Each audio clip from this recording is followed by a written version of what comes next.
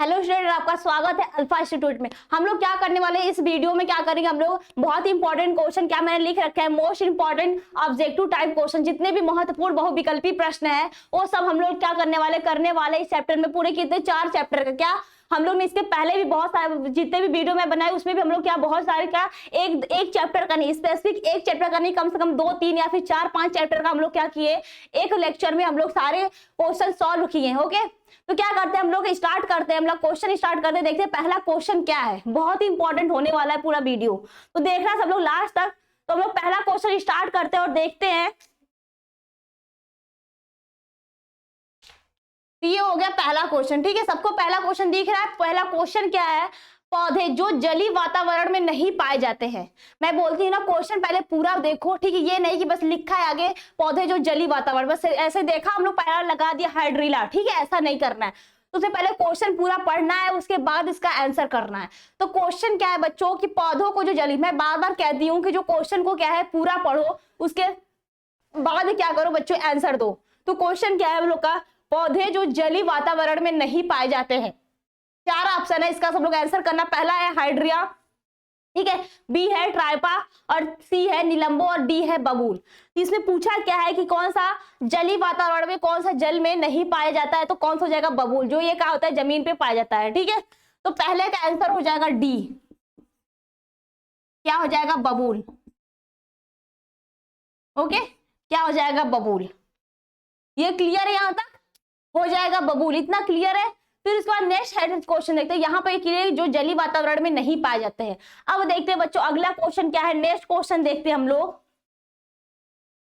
Next question सबको दिख रहा है, बताओ नेक्स्ट क्वेश्चन सबको दिख रहा है। देखो है क्या, निम्नांकित में कौन जलीय जंगली घास है, ठीक है, बोला है निम्नांकित में से कौन जलीय जंगली घास है। जली भी पूछा है और जंगली घास भी पूछा है, तो कौन सा 4 ऑप्शन दे रखा है वहां पे, कौन कौन सा है, ट्रापा है, हाइड्रिला है, जलकुंभी है, और बी और सी दोनों, ठीक है। बी कौन सा दिया है बच्चों, हाइड्रिला, और सी दिया है जलकुंभी।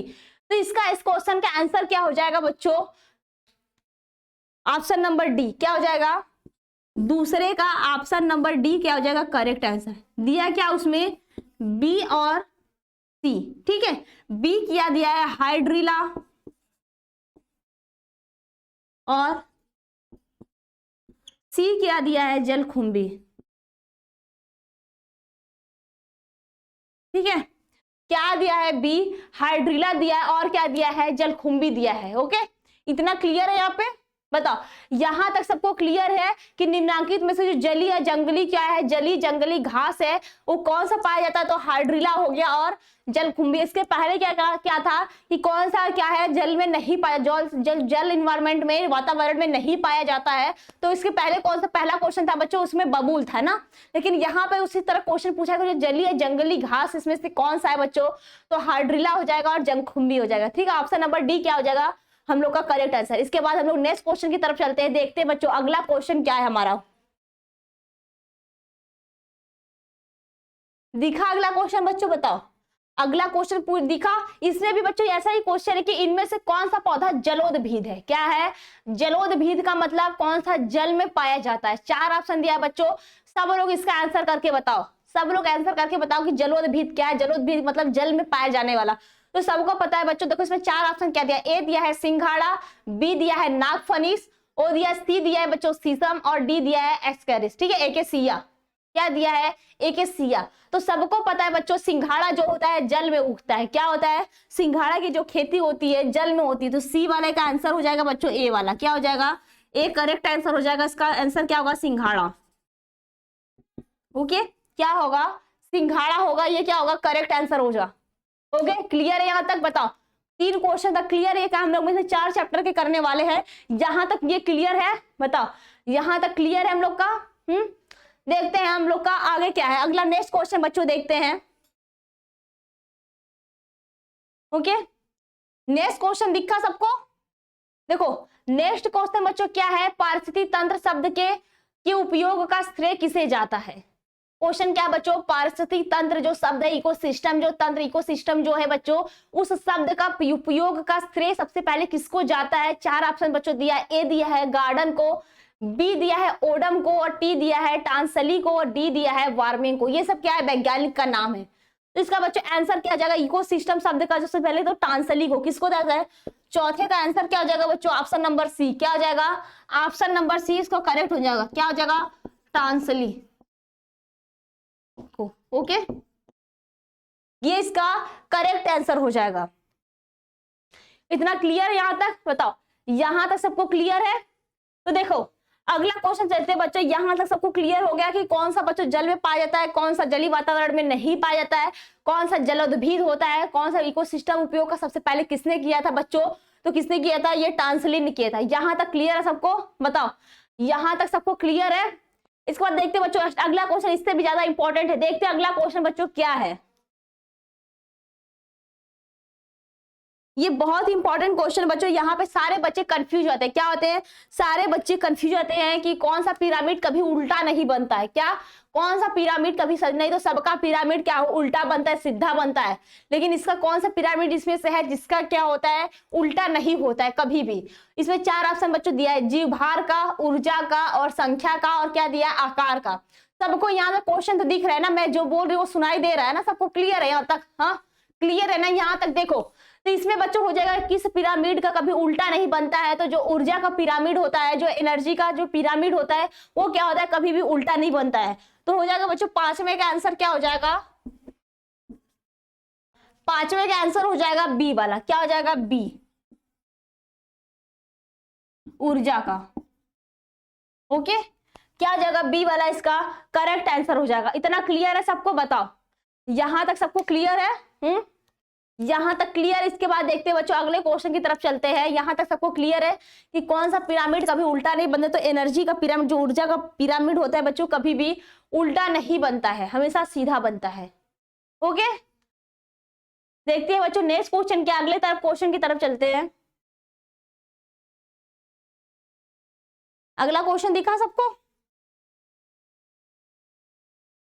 बताओ अगला क्वेश्चन दिखा सबको, सब इसका आंसर करो।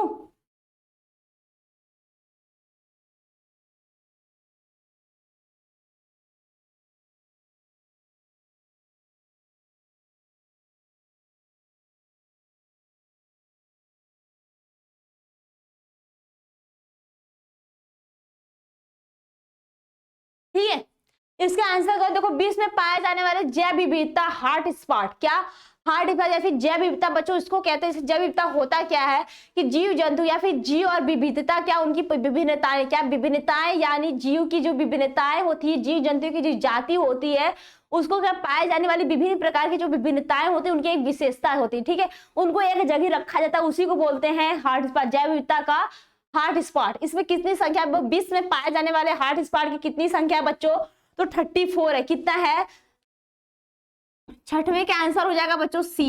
ठीक है, 34 क्या है बच्चों, विश्व में पाए जाने वाली हॉट स्पॉट है। और हॉट स्पॉट बच्चों होता क्या है, तो ये एक क्या है, जैव विविधता है। क्या, जैव विविधता हॉट स्पॉट क्या है, एक जैविक भौगोलिक क्षेत्र है। यहाँ पे क्या करते हैं, विभिन्न प्रकार की जीव जाते हैं, क्या करते हैं, वहां पे संरक्षण किया जाता है, वो भी अंतरराष्ट्रीय। ठीक है, वहां पे उसको संरक्षित किया जाता है, विभिन्नताएं उसकी विशेषताएं होती है, तो हॉट स्पॉट उसे ही कहते हैं बच्चों। क्या कहते हैं, यह एक प्रकार की भौगोलिक क्षेत्र होता है। क्या होता है, जैव विविधता। ओके, क्या होता है, जैव विविधता हॉट स्पॉट,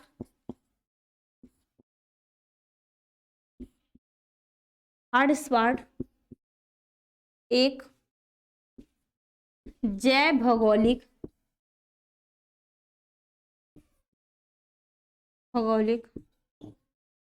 क्षेत्र है। ओके, क्या है, यह एक भौगोलिक क्षेत्र है। इतना क्लियर है सबको, बताओ यहां तक क्लियर है कि जैव विविधता क्या होता है। तो ये क्या होता है बच्चों, एक जैव विविधता है, एक भौगोलिक क्षेत्र होता है जो क्या कहता है, जैव विविधता का एक महत्वपूर्ण भंडार है।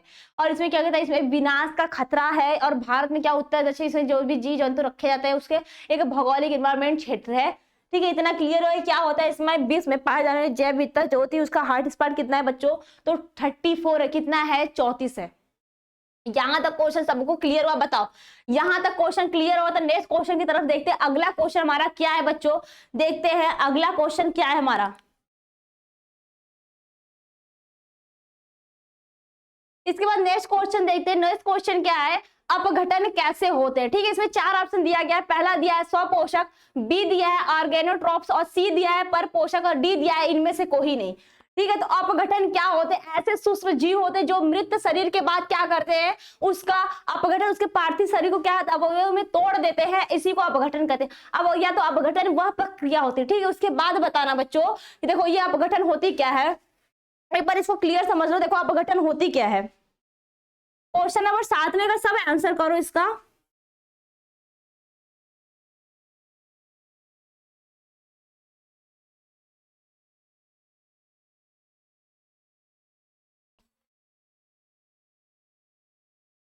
ठीक है, क्वेश्चन नंबर 7 का सब आंसर करो। इसका आंसर बच्चों हो जाएगा सी वाला, क्या, परपोषक। क्या होता है, परपोषक, सी वाला इसका करेक्ट आंसर हो जाएगा। ओके, देखो अपघटन क्या होता है, तो अपघटन सूक्ष्म जीव होते हैं। क्या, अपघटक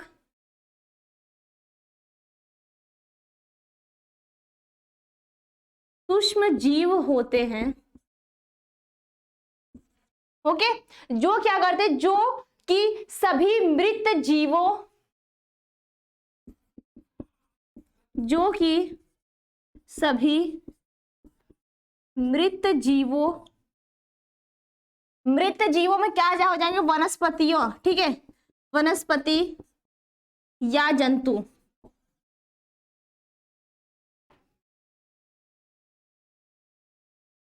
वनस्पति या फिर जंतुओं। ठीक है, वनस्पति या फिर जंतुओं हो जाएंगे, वनस्पतियों या फिर जंतुओं। तो इनको क्या करते हैं, को उनकी पार्थिव अवयव को तोड़ते हैं। क्या करते हैं, उनके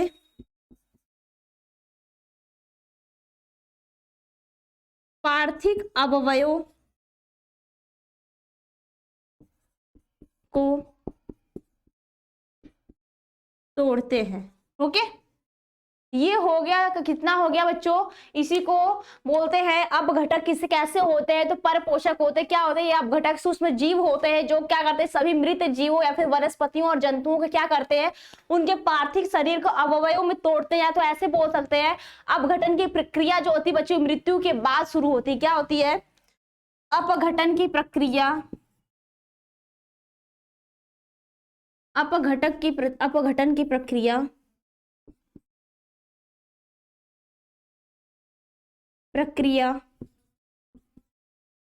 मृत्यु के बाद शुरू होती है।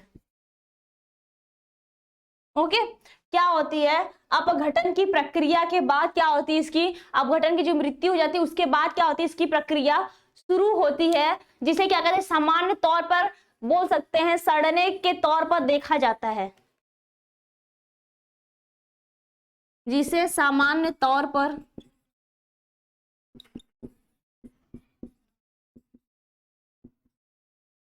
सड़ने के दौर पर देखा जा सकता है,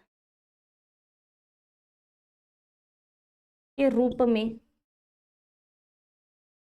देखा जा सकता है। ओके, यहां तक क्लियर हुआ। ये हो गए परपोषक। अपघटन क्या होते हैं बच्चों, यहां से ऐसे समझ सकते हैं कि क्या होते हैं अपघटन, तो उसमें जीव होते हैं जो क्या करते हैं, सभी मृत जीवों, क्या, जो जीव या फिर जो प्लांट मर जाते हैं तो हम लोग देखते हैं वो सड़ जाते हैं ना, उसको छोटे छोटे जीव क्या करते हैं, कीड़े मकोड़े क्या करते हैं, उसको खा जाते हैं या तो खत्म कर देते हैं, उसी को क्या कहते हैं, अपघटन। ऐसे पार्थिव अवयव में क्या करते हैं, तोड़ देते हैं।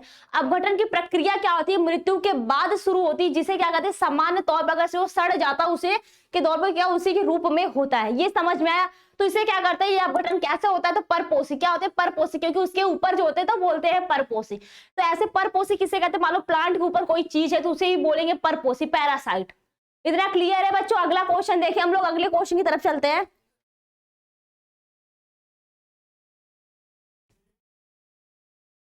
अगला क्वेश्चन दिखा सबको, बताओ। अगला क्वेश्चन देखा, निम्नलिखित में कौन संकटग्रस्त स्पीसीज है, बताओ। संकटग्रस्त स्पीसीज क्या होता है, जो ऐसे स्पीसीज होते हैं या फिर ऐसे प्लांट या फिर जंतु होते हैं जो क्या करते हैं, जो विलुप्त होने के कगार पर होते हैं, उन्हीं को बोलते हैं संकटग्रस्त जीव या फिर प्लांट, जिनकी स्पीसीज क्या होती है, या तो सीड बोल सकते हैं, जो क्या करते हैं, विलुप्त होने के कगार पे होते हैं।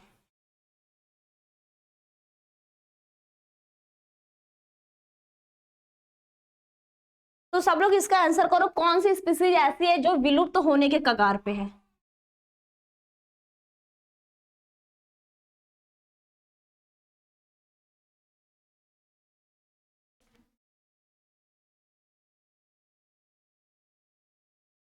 ओके, तो बताओ निम्नलिखित में से कौन संकटग्रस्त स्पीसीज है।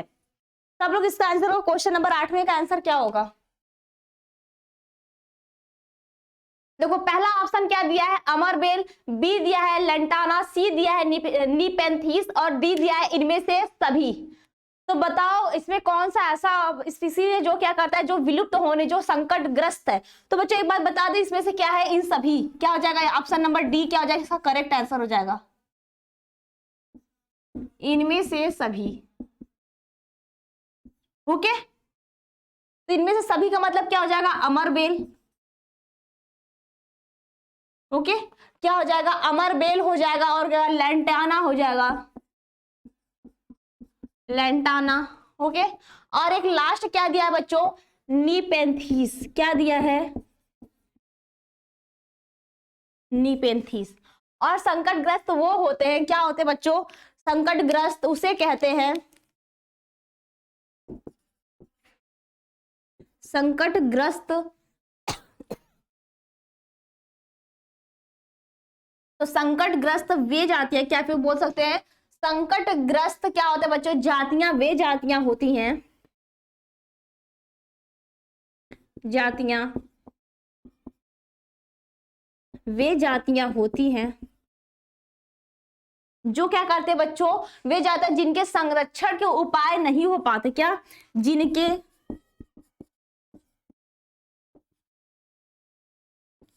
संरक्षण के उपाय, जिनके संरक्षण के उपाय नहीं किए गए तो, नहीं किए गए तो, नहीं किए गए तो क्या हो जाएंगे बच्चों, नहीं किए गए तो उनकी भविष्य में क्या होगी, समाप्ति हो जाएगी, उनकी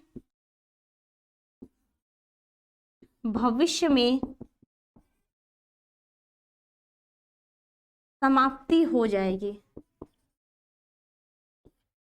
ओके, देखो इसमें होता है क्या, जो डी वाला ऑप्शन इनमें क्या हो जाएगा बच्चों, तो संकटग्रस्त वे जाते हैं, फिर वो प्लांट या फिर वो स्पीसीज होते हैं, या तो संकटग्रस्त का मतलब वो होता है बच्चों कि ऐसे जो प्लांट या फिर जंतु हो जो क्या हो, विलुप्त होने के कगार पे, अगर उसको नहीं बचाया जाए तो वो फ्यूचर में क्या होंगे, जो भविष्य में क्या होंगे, वो विलुप्त हो जाएंगे। ओके, यहां तक क्लियर हुआ। तो इनमें से सभी क्या हो जाएंगे, अमरबेल, लंटाना या फिर निपेंथीस, जितने जितने भी स्पीसीज है, अगर इनके सीड को, इनको, इनके डीएनए को, अगर इनको डीएनए क्या संरक्षित नहीं किया जाए तो ये क्या होंगे, फ्यूचर में विलुप्त के कगार हो जाएंगे, खत्म हो जाएगा। ओके, यहां तक क्लियर है बच्चों, बताओ यहां तक सबको क्लियर है। इसके बाद अगला क्वेश्चन देखिए, हम लोग अगले क्वेश्चन की तरफ चले। बताओ नेक्स्ट क्वेश्चन देखिए, हम लोग का नेक्स्ट क्वेश्चन क्या है।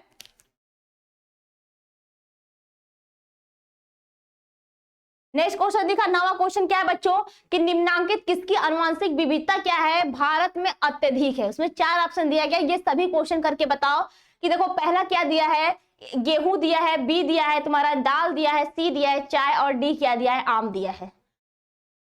तो बताओ आनुवांशिक विविधता क्या है। तो आनुवांशिक विविधता या फिर जेनेटिक क्या है, जेनेटिक डाइवर्सिटी बच्चों क्या होती है। तो इसमें यही आता है क्या, कि जो जेनेटिक डाइवर्सिटी यही आता है कि इसकी जो प्रजातियां होती है, विभिन्न जीवों से क्या हो, जीनों को प्रभावित करने वाले परिवर्तन होते हैं, उनके कारण क्या होता है, जीवों में विभिन्न विभिन्न नस्लें देखी जा सकती है। या तो ऐसे भी बोल सकते हैं कि यह विविधता जो होती है जीवों के क्या किसी दूसरे पर्यावरण को क्या करती है, अनुकूल क्या करती है, अनुकूल स्वयं को क्या करती है, ढालने में सहायता करती है और विलुप्त होने से बचाती है। या तो ऐसे भी समझ सकते हैं कि ऐसे हम लोग जाते हो क्या करते हैं, ऐसी उसमें पैदावार, ऐसी ऐसी जेनेटिक चेंजेस करते क्या करते हैं, उसमें वो विलुप्त होने से बच सकती है। क्या, अगर उसी को, उसकी डीएनए अगर जो विलुप्त हो रही है उसकी डीएनए हम लोग क्या करते हैं, निकाल के दूसरे में इंजेक्ट करते तो क्या होगी, उसकी भी प्रजातियां आगे बढ़ेंगी, उसकी नस्लें आगे बढ़ती। तो इसी को बोलते हैं अनुवांशिक विविधता। ओके, क्या होंगी, उसकी जो विलुप्त होने के कगार पे स्वयं को क्या ढालने में सहायता करती है, उस इन्वायरमेंट में क्या करती है, ढालने की सहायता करती है और उस इन्वायरमेंट में क्या करती है, सरवाइव कर पाती है। तो इसमें से कौन सा इसका करेक्ट आंसर होगा, बताओ 9वें का करेक्ट आंसर क्या होगा, बताओ 9वें का करेक्ट आंसर क्या होगा। तो ऑप्शन नंबर डी क्या हो जाएगा करेक्ट आंसर, आम। ये भारत में पूछ रहा है, इंडिया की बात कर रहा है, ठीक है, भारत की बात कर रहा है।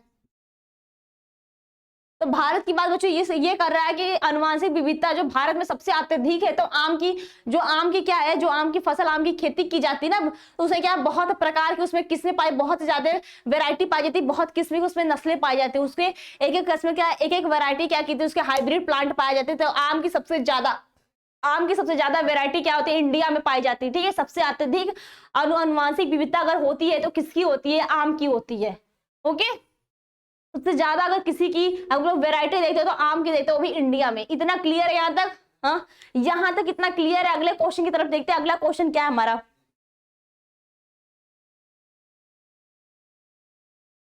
ओके, अगला क्वेश्चन दिखा सबको? देखो अगला क्वेश्चन क्या है, निम्नांकित ब्रह्मास्त्र संरक्षण का उदाहरण क्या है?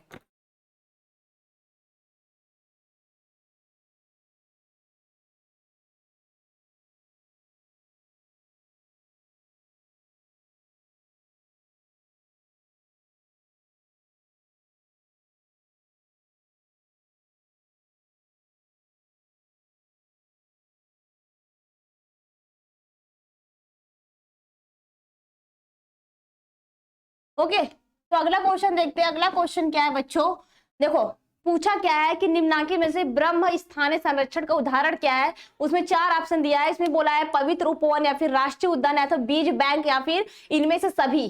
तो बताओ इसका आंसर क्या हो जाएगा? तो ऑप्शन नंबर डी क्या हो जाएगा, इसका करेक्ट आंसर हो जाएगा। क्या हो जाएगा? इनमें से सभी। ओके, आल ऑफ दी हो जाएगा।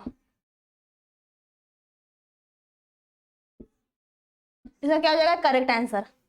तो देखो होता क्या है, पहले पवित्र उपवन, या तो बोल सकते हैं बच्चों जो राष्ट्रीय उद्यान होते हैं, अगर ये तो बोल सकते हैं जो पवित्र उपवन है, तो जो होता है बच्चों बीज बैंक, अगर ऐसे समझते तो ऐसे हम लोग क्या करते हैं, उसमें बीज बैंक पे ऐसे जो विलुप्त तो हो रही प्रजातियां क्या हो रही है, जो संकटग्रस्त प्रजातियां हैं, जो संकटग्रस्त जीव है, तो उसके जीन को क्या करते हैं हम लोग, उसके डीएनए को निकाल कर हम लोग बीज बैंक, क्या सीड बैंक में रखते हैं, उसी को बोलते हैं हम लोग को बीज बैंक बोलते हैं। और जो पवित्र उपवन होता है बच्चों, इसमें क्या करते हैं, पवित्र उपवन में जो विभिन्न प्रकार के वन्य जंतुओं को क्या करते हैं, वनस्पतियों को संरक्षण। तो इसमें बच्चों यही होगा सारे में। राष्ट्रीय उद्यान में बच्चों क्या होंगे, जो दुर्लभ जो प्रजातियां होती है, जो ऐतिहासिक या फिर ऐसे बोल सकते जो संस्कृति महत्वपूर्ण वाली प्रजातियां होती है, उसको संरक्षित करने के लिए किया जाता है।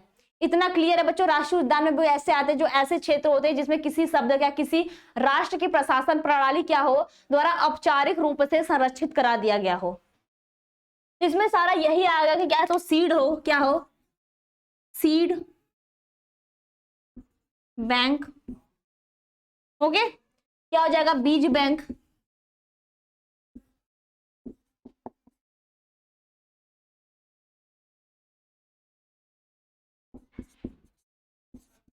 राष्ट्रीय उद्यान, पवित्र उपवन। इन सभी में बस इतना है बच्चों ध्यान रखना है, इसमें ऐसे प्लांट का, ऐसे बीज का, ऐसे एनिमल को बस संरक्षण किया जाता है जिसमें क्या हो, जो विलुप्त होने के कगार हो, या तो उनकी जो जाति हो संकटग्रस्त हो, तो इसमें क्या किया, इसको संरक्षित किया जाता है। इतना क्लियर है सबको? तो इसका आंसर हो जाएगा इनमें से सभी। इतना क्लियर है? तो नेक्स्ट क्वेश्चन हम लोग देखते हैं। अगला क्वेश्चन क्या है,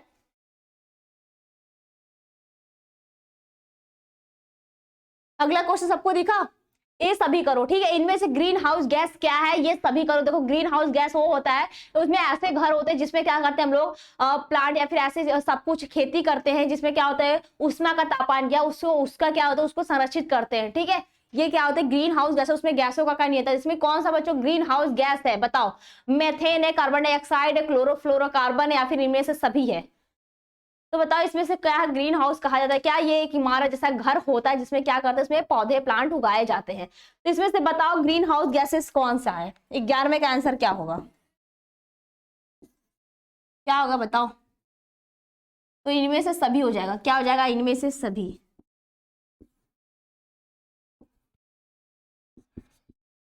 ओके, क्या हो जाएगा, इनमें से सभी क्या हो जाएंगे, इसका करेक्ट आंसर हो जाएंगे। यहां तक क्लियर है सबको? हाँ, यहां तक सबको क्लियर है। इसके बाद देखते हैं बच्चों अगला क्वेश्चन क्या, अगले क्वेश्चन की तरफ चलते हैं। अगला क्वेश्चन दिखा सबको, बताओ? अगला क्वेश्चन दिखा, इसका आंसर करो सभी। 12वें क्वेश्चन का आंसर करो सब।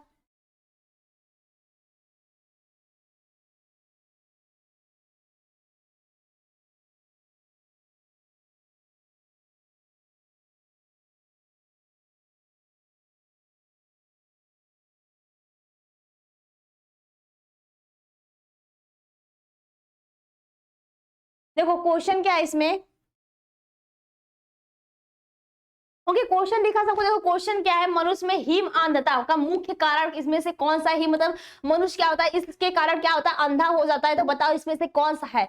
तो पहला दिया है यूवी बीटा किरण का अवशोषण, बी दिया है इंफ्रा विकिरण का अवशोषण, सी दिया है कॉस्मिक विकिरण का अवशोषण, और डी दिया है स्वच्छ मंडल का हिम अपर्दन। तो बताओ मनुष्य में हिम अंधता मतलब मनुष्य क्या होता है, अंधा हो सकता है, तो बताओ इसमें से कौन सा इसका करेक्ट आंसर होगा।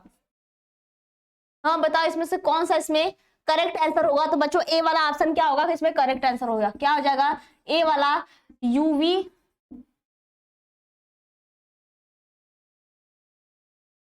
बीटा, ओके क्या होगा, यूवी बीटा किरण का अवशोषण।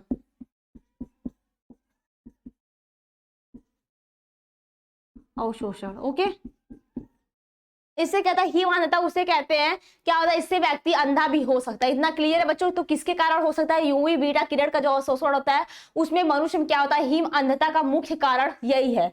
इसके बाद देखते हैं अगला क्वेश्चन क्या है, नेक्स्ट क्वेश्चन की तरफ चलते हैं, देखते हैं।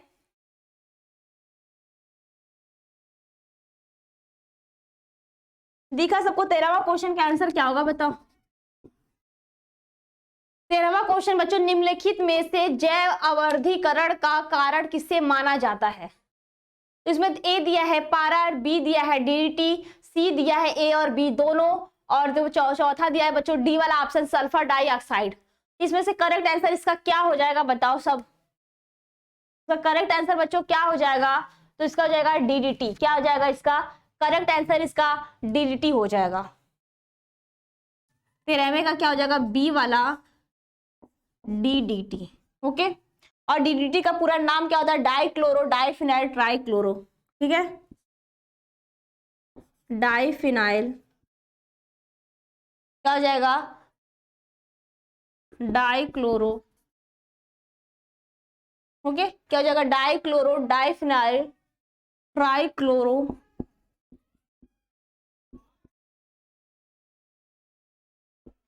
ट्राइक्लोरोएथेन हो जाएगा बच्चों।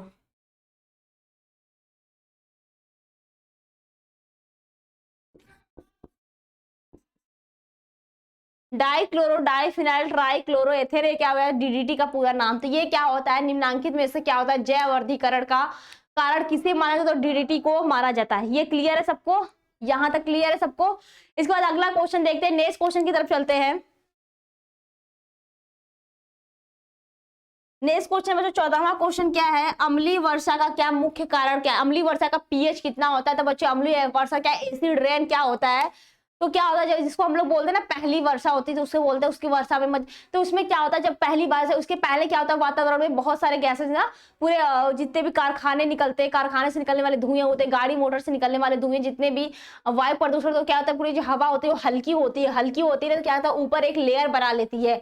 अब वही लेयर क्या, उसमें हानिकारक गैसेस होती है, जिसमें क्या बहुत हानिकारक गैसेस होती हैं, वो क्या करती हैं पूरे एक वायुमंडल में क्या करती है, एक लेयर की तरह बना लेती है। उसके बाद क्या होता है, जब वर्षा होती है, जब पहली बारिश होती है, तो उसमें क्या होता है, वो वर्षा की बूंदों के सारे वो गैसेस भी क्या होती है नीचे आती है, और जिसपे पड़ती है उसको क्या करती है, खराब कर देती है।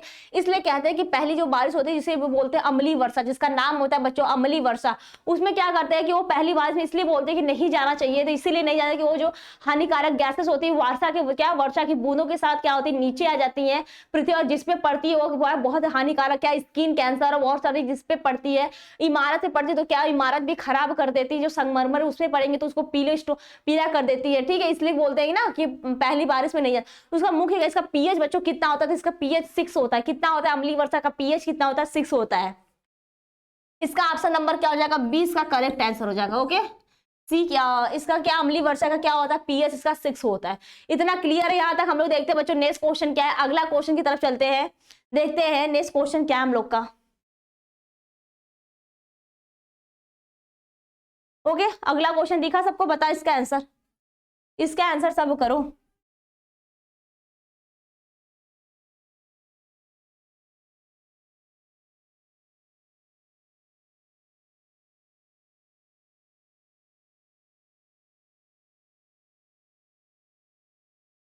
इसका आंसर सभी करो। जल में ई कोलाई की अधिकता किसकी सूचक है, अगर जल में इस्क्रिशिया कोलाई अगर अधिक पाई जा रही तो किसका सूचक है। ए वाला ऑप्शन दिया है जल का खारापन, तो ये सबको पता है जल का खारापन कहाँ समुद्र में पाया जाता है ना, समुद्री। तो बी दिया है औद्योगिक प्रदूषण, सी दिया है वाहित मल जल प्रदूषण, डी दिया है इनमें से सभी। तो इसका करेक्ट आंसर बच्चों 15वां का करेक्ट आंसर क्या हो जाएगा, इसका करेक्ट आंसर हो जाएगा सी वाला, क्या हो जाएगा, वाहित मल, क्या, वाहित मल जल प्रदूषण।